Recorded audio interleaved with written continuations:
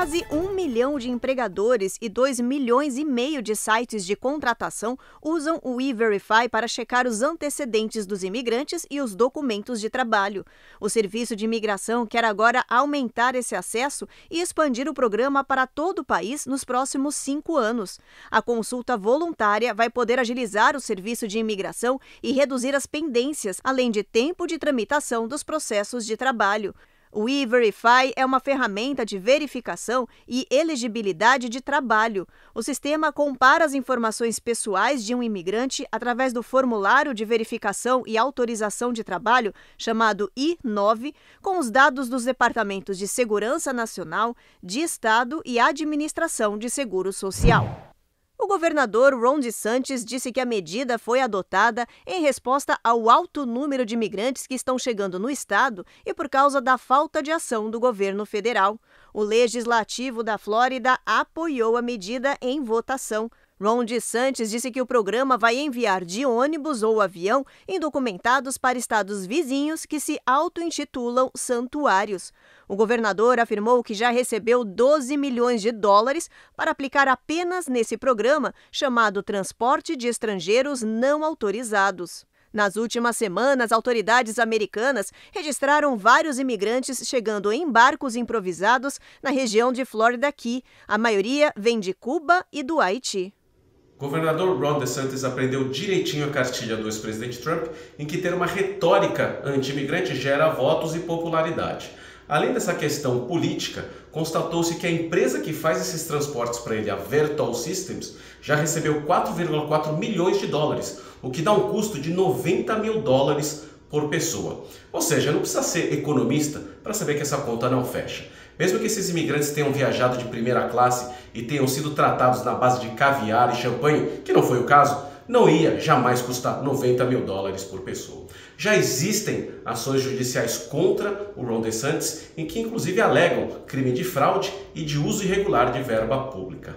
Mas essas ações judiciais parece que ainda não foram suficientes para desencorajar o Ron DeSantis, que é um candidato a presidente da República, porque o que ele quer mesmo é popularidade e votos entre os eleitores republicanos.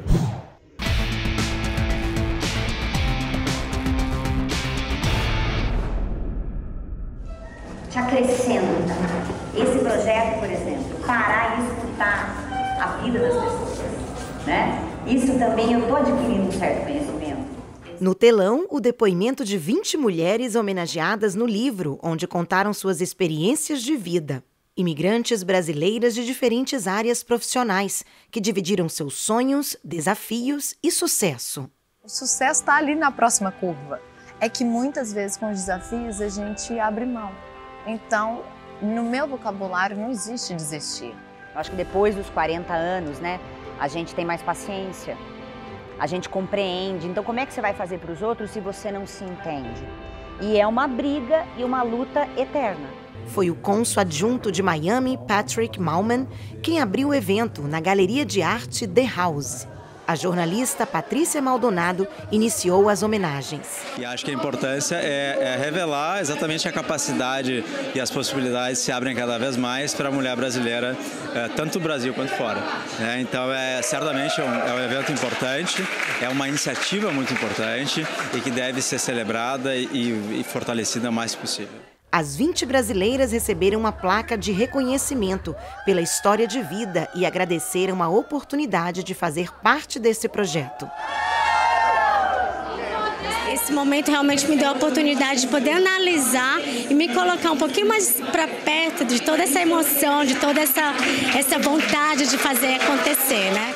O livro faz parte do movimento Empodera, criado por Verusca Miranda, que tem a missão de realizar e apoiar ações que visam o empoderamento da mulher no seu desenvolvimento pessoal, conhecimento e aptidão profissional. O projeto ele tem uma grande importância dentro da nossa comunidade feminina, dentro da nossa comunidade brasileira e dentro da nossa comunidade de mulheres, né? E esse trabalho ele é importante, como eu disse lá no palco, ele tem início, ele tem meio, mas ele não tem fim. A gente documenta histórias de mulheres, jornadas que podem inspirar outras pessoas, não só mulheres, né? Outros homens, pessoas que queiram ter inspiração vindas de pessoas que alcançaram o sucesso em suas jornadas. E foi pensando nisso que essas mulheres se reuniram aqui hoje, para trocar experiências e inspirar outras mulheres a terem coragem e lutar pelo futuro.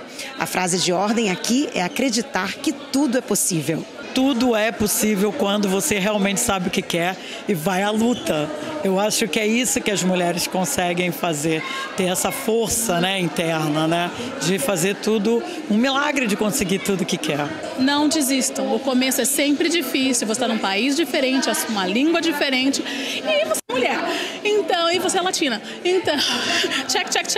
É só uma questão de não desistir, perseverar e dar certo. Enquanto aproveitavam a festa, os convidados também puderam participar de um leilão do quadro da artista plástica Sadana Brussó, que pintou a obra durante o evento.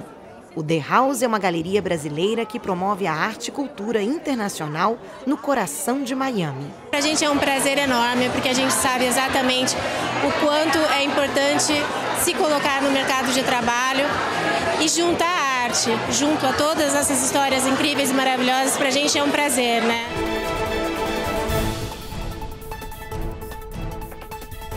Américas no ar. Oferecimento Rejuve Chef. Melhore agora sua qualidade de vida. Perm Shield. Precisando construir ou reformar seu ambiente? Temos o piso ideal para você. Acesse permshield.com.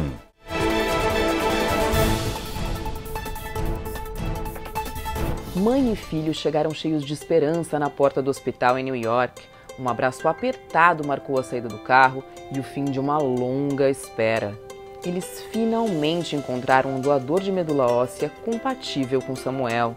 Nós estamos há 7 meses nesta corrida, né, para encontrar um doador. Nós fizemos campanhas online, 90% da nossa campanha foi feita online e graças a Deus nós conseguimos mais de 600 pessoas, 600 candidatos e hoje nós estamos aqui porque, por causa da bondade de uma pessoa, hoje o meu filho tem um doador. Há 2 anos a família buscava por respostas para o caso de Samuel, chegando a passar por inúmeros especialistas e 5 hospitais diferentes nos Estados Unidos. O Samuel ele já nasceu com esse problema no sangue, que tinham poucas plaquetas e com o tempo foi evoluindo. Em 2020 foi quando ele teve uma baixa significante e desde 2020 que as plaquetas dele estão super baixas, em um nível de risco, e chegaram ao consenso em julho de 2022 que a única coisa que poderia curar o Samuel seria o transplante de medula. Depois de passar por aquela porta, o menino de 12 anos vai iniciar o tratamento. Serão 2 meses no total de internação. Samuel vai passar por um preparatório para só então ser realizado o transplante. Ele vai ter algumas medicações, dentre elas quimioterapia, nos próximos dias, começando amanhã até o dia 20. Após esse período, ele tem um descanso de 1 dia e no dia 22 vai ser feita a transfusão, vai ser feito o transplante. Depois disso, ele vai receber mais 2 quimioterapias e vai ficar internado por volta de 8 semanas. Por conta da longa estadia, Alessandra trouxe várias malas com tudo que o menino gosta, incluindo a almofada favorita do irmão mais velho. Agora, na contagem regressiva para finalmente curar essa doença, mãe e filho já fazem planos para o futuro. Nós pretendemos mudar para Miami, nós pretendemos fazer muitas viagens juntas, o Samuel gosta de viajar e então nós temos planos de muitas viagens pela frente. Uma vez por semana, as crianças e adolescentes da Monticello Middle School ficam ansiosos. É o dia de receber a visita da amiga peluda Willow Grace. And yep, you're right at kissing level. Desde 2021, essa Golden Retriever é mascote dos alunos. Ela visita as classes e anima as crianças por pelo menos 2 horas. A dona da cadela explica que Willow distribui amor e carinho aos pequenos e afirma: ela às vezes volta para um aluno que talvez só precise de um pouco mais de atenção. Ela pode sentir isso. Os próprios alunos reconhecem o benefício. Quando eu venho aqui, sinto que ela tira todo o meu estresse e isso me ajuda. Isso me anima muito quando estou para baixo. Eu estava passando por um momento muito ruim na minha vida porque me separei de um membro da família e vi Willow um dia e isso mudou minha vida. Willow já virou funcionária fixa da escola, tem crachá e até quadro de melhor funcionária. As escolas vizinhas estão estudando adotar o Dog Terapia para ajudar os alunos. Ano passado, um estudo concluiu que as sessões 2 vezes por semana com um cão terapeuta treinado reduz significativamente os níveis de cortisol das crianças, que é o hormônio de estresse do corpo. Um simples bichinho de pelúcia ou uma boneca podem ter um efeito transformador em um paciente com demência. Segundo os médicos, podem despertar sentimentos profundos e fazer com que a pessoa se conecte com alguma lembrança do passado. Estudos feitos nos Estados Unidos e na Europa descobriram que esses tipos de brinquedos aliviaram alguns comportamentos mais difíceis, como agitação, confusão mental e perambulação dos idosos. A Associação de Alzheimer admite que mais estudos precisam ser feitos sobre a doll therapy, mas destaca que até agora os resultados são promissores. Os especialistas acreditam que em pouco tempo a terapia de bonecas vai ser considerada tão boa quanto tratamentos alternativos, como por exemplo musicoterapia, aromaterapia e outros.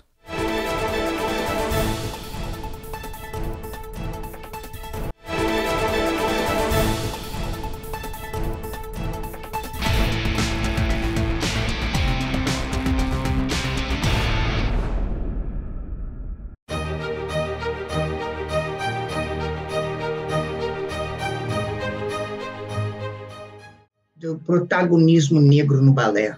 É por onde eu vejo, né? Por contar histórias, né? Por essa representatividade do homem negro em protagonismo no balé clássico.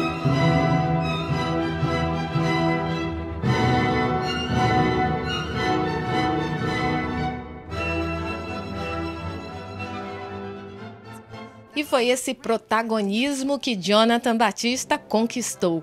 Ele é o primeiro negro e estrangeiro a ocupar o cargo de bailarino principal em uma das mais renomadas companhias de balé do mundo, a Pacific Northwest Ballet, sediada em Washington, nos Estados Unidos. A conquista do brasileiro na companhia de dança com mais de 50 anos de história ganhou destaque aqui na América e no mundo. Hi, thanks for coming on our show. Well, thank you for having me. É mais uma quebra de tabu, né, de padrões. Eu acho que hoje em dia, com a maturidade que eu também desenvolvi, eu certamente abracei essa causa. E essa causa sou eu também, não é? Um bailarino negro, retinto, que veio da Cidade de Deus, que está numa companhia top 5 dos Estados Unidos, uma companhia grande, internacional, e eu carrego este fardo que é meu, é comunitário, e eu sei que eu tenho muito apoio. Mas antes de chegar ao topo da carreira, esse carioca, nascido na comunidade Cidade de Deus, no Rio de Janeiro, percorreu uma dura jornada ao longo de 10 anos. Ele conheceu a dança clássica em um projeto social na comunidade, por insistência dos pais, que faziam de tudo para manter o garoto longe da criminalidade. E essa história de ser primeiro começou lá. Ele era o único menino da turma. Quando chegou em Londres com uma bolsa de estudo integral para a escola English National Ballet, Jonathan também se destacou pelo talento e cor da pele. Com a carreira profissional consolidada, o brasileiro sabe que é um desbravador e que se tornou referência. Nunca desista e siga em frente. Abrace todas as oportunidades. Aprendam com suas falhas. Comunique-se. Uma das maiores chaves do desenvolvimento é a comunicação. A estreia de Jonathan Batista no posto mais importante da companhia foi em uma obra-prima de performance no balé clássico, a produção Giselle. No espetáculo, Jonathan interpreta o nobre da corte, Albrecht, que, disfarçado, vive uma história de amor com a camponesa Giselle. O balé conta a trágica e romântica história desses dois personagens e do rival Hilarion. Isso é um sonho. Eu me envolvi tanto com esse papel, porque eu esperei 10 anos para me reencontrar com este papel, não é? Porque eu já aprendi esse papel 2 vezes e nas 2 vezes eu vi que não era adequado. O protagonismo representa bem mais que o ponto alto da carreira do artista. Para ele, é a representatividade do homem negro, que estava faltando no balé clássico. Agora, os próximos a percorrerem a jornada terão mais chance de serem vistos pelo talento e não pela cor da pele. Estou garantindo que eu não seja o último, né? Que venham muito mais e que não leve 50 anos, que não leve 30, nem 20, nem 10. Sou um bailarino negro retinto e eu sou, além de tudo, também sou brasileiro. É muito gratificante para mim.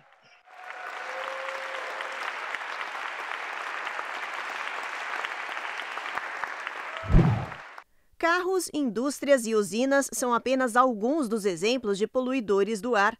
Dependendo de onde você mora, eles podem ser mais ou menos intensos. E isso faz toda a diferença, segundo um grupo de pesquisadores britânicos. São essas fumaças invisíveis que entram no corpo e alteram a pressão sanguínea dos jovens. A poluição de dióxido de nitrogênio de carros a diesel provoca baixa pressão sanguínea nos adolescentes. Isso pode resultar em problemas como cansaço, visão turva, tontura e até confusão mental. As pressões mais altas são provocadas por fumaças de incêndios florestais, fogões a lenha, usina de energia, queima de carvão e outros. A pressão alta resulta em problemas de saúde mais graves, como risco de ataques cardíacos e AVC. Os dados de 3.200 adolescentes foram analisados para esse estudo, que foi publicado na revista PLOS ONE. Os dados do CDC, Centro de Controle e Prevenção de Doenças, mostram que o número de visitas às emergências hospitalares atingiu o menor nível em 3 meses. Na semana passada, foram 6.000 internações por Covid-19, RSV e influenza. Esse índice é apenas 1/4 do que era no pico das infecções respiratórias há 2 meses e meio. Somente 4 estados, junto com a cidade de New York e Washington, D.C., continuam com taxas altas de hospitalizações. O restante do país reduziu drasticamente as infecções por esses 3 vírus respiratórios. Apesar dos dados animadores de que o pior já passou, os médicos alertam que ainda é cedo para comemorar, já que esses vírus são imprevisíveis. Eles pediram para as pessoas continuarem usando máscaras e outras medidas de prevenção.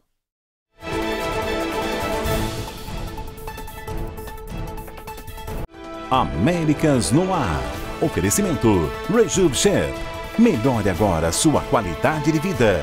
Perm Shield. Precisando construir ou reformar seu ambiente? Temos o piso ideal para você. Acesse permshield.com.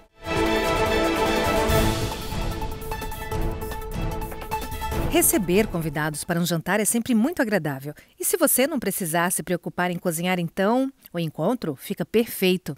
E é buscando justamente essa tranquilidade para poder também se divertir quando o encontro é em casa que muitos anfitriões estão movimentando o mercado que está ganhando cada vez mais adeptos, o do personal chef.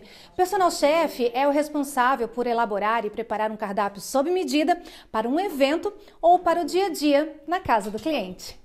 Sulemir Santos tem 30 anos de experiência na cozinha. Atuou por vários anos em empresas americanas. Ela conta que durante a pandemia começou a cozinhar sob encomenda, atendendo entregas. Quando as restrições acabaram, ela começou a receber pedidos para que fosse cozinhar na casa dos clientes. E isso fez tanto sucesso que hoje a agenda de personal chef está concorrida. Nós realizamos buffets, fazemos coquetel. Trabalhamos também agora, a gente criou um novo menu, que agora a gente também faz um menu para camarinhos de artistas. E também a nossa especialidade, como você sabe, é os acarajé, que nós temos todo verão, que nós vamos para as feiras, rodeios e muitos outros mais. E Sulemir atende aos paladares mais exigentes e conquistou de vez os estrangeiros com as delícias da culinária brasileira. Eu tive na divisa do Canadá, um americano me ligou e fiquei super surpresa. Ele queria, o cardápio era feijoada. E nesse casamento tinha só 10 brasileiros, o resto era tudo americano. Eu falei, Jesus, mas amaram e eu já peguei outra festa através desse casamento que vai ser em Buffalo. Segundo este site de rastreamento de empregos, o salário de um personal chefe nos Estados Unidos pode variar entre 50 mil e 163 mil dólares por ano. Vera Schmidt também é personal chef. Ela atende clientes de diversas nacionalidades e nas mais diferentes ocasiões. Eu atendo eventos como casamento, aniversário, festas particulares, devido à comodidade que as pessoas têm de ter um personal chef na sua casa. É um mercado promissor e especialistas apostam que o serviço chegou para ficar. Luciana concorda. Com certa frequência, ela contrata os serviços de um personal chef para receber convidados em casa. Segundo ela, o grande diferencial para o cliente é a comodidade e a exclusividade que este serviço oferece. Eu acho esse serviço maravilhoso e todas as pessoas que têm a oportunidade deveriam experimentar, porque quando você tem um evento para fazer, você quer receber os seus amigos, é muito mais prático, porque você pode apenas se preocupar em receber os seus amigos, a sua festa, enfim, e deixar esse trabalho para o personal chef.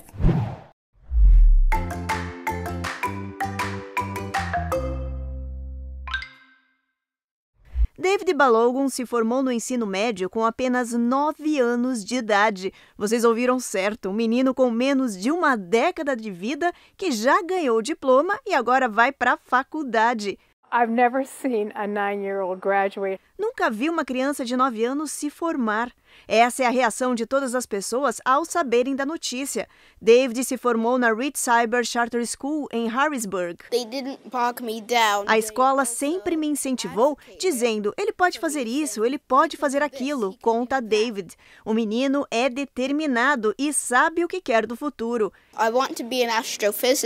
Eu quero ser astrofísico e quero estudar buracos negros e supernovas. A mãe conta que lidar com os dons intelectuais do filho, muito à frente da sua geração, foram desafiadores. Eu precisei sair da caixinha e aprender a jogar duro com ele para impor limites e acompanhar sua mente, desabafa a mãe, Ronia Balogun. Para a professora Cody, o menino é um ser inspirador e completa. Ele faz você repensar a forma de ensinar. A família já recebeu vários convites de universidades, mas está procurando um local que se encaixe com o intelecto extraordinário e desafiador de David. Alguém duvida que esse menino vai longe? Toda a cena foi gravada pela câmera do uniforme do policial. O guarda devolve o documento do motorista e percebe que o homem não está bem. O agente então pergunta se pode fazer algo para ajudar. O motorista diz que gostaria apenas de um abraço e acaba se surpreendendo quando o policial diz: eu posso fazer isso, eu posso te dar um abraço. O motorista sai do carro chorando muito e abraça o policial, que fica 20 minutos confortando o desconhecido. O agente ainda deu o telefone da delegacia e disse que estava à disposição para conversar, ouvir ou apenas fazer companhia.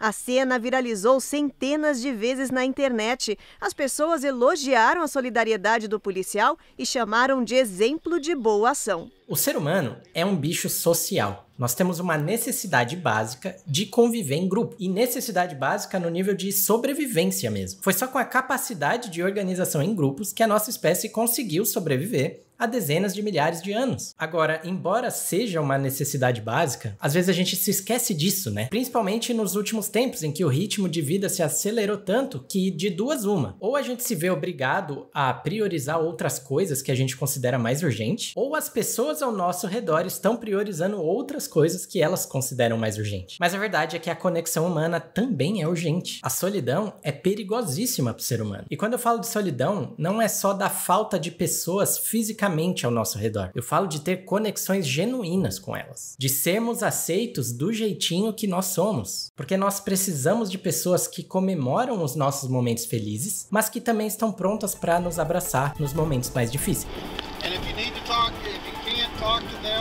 You can call us. Call that number, dude. I'll come out and meet you.